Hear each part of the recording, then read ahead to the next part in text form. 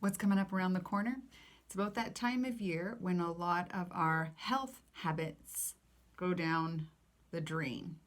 So I want to share with you how I stay consistent day in and day out, week in and week out, regardless of the time of year, the weather, sometimes even how I'm feeling. So here is what I have learned about myself from a very young age, is that I'm consistent with my health, with my workouts, with my nutrition, because I know what the first domino is in the chain of events. If that domino is standing, the chain of events turn out very well. If that domino falls over or I tip it over, the chain of events that follows is not very well. So the domino for me is my wake time. Between 4:30 and 5:30 a.m. is generally when I wake up. And why? Because there's a third domino in place that is the critical domino for my optimum performance. It's exercise. So I get up early and I eat straight out of the gates, most of the time because I'm hungry, but also I'm fueling for that workout. Then I do a few other things while I'm digesting, then I get that workout in. That workout is setting the tone for the rest of my day. Why?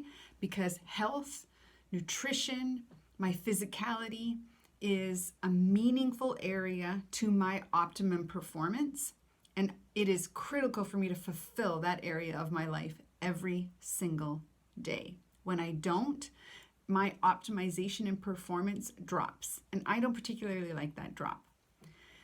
So if I don't get up between 4:30 and 5:30, that pushes the agenda.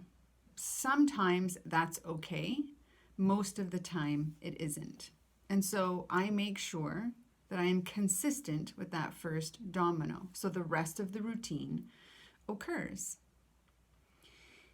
Now, what can get in people's way around self-actualizing, around finding those areas of meaning and then fulfilling them, is that what they define as meaningful are things that other people have told them are. So if you struggle with health, nutrition, your physical exercise program, maybe it's because that area for you is not meaningful to you. But society and other people keep telling you that it is. So emotionally you feel guilty, you feel shame. And so you're driven to want to try to do it to get rid of the emotional discomfort. But the truth is, until that area is something that is meaningful to you, you'll never get rid of the emotions connected to it, and you'll never be able to make it something that's habitual. So I encourage that one thing you think about is, can I authentically show up in self-perception, knowing my strengths, knowing what I want to self-actualize, what I want to pursue, and do it regardless of what other people think of me?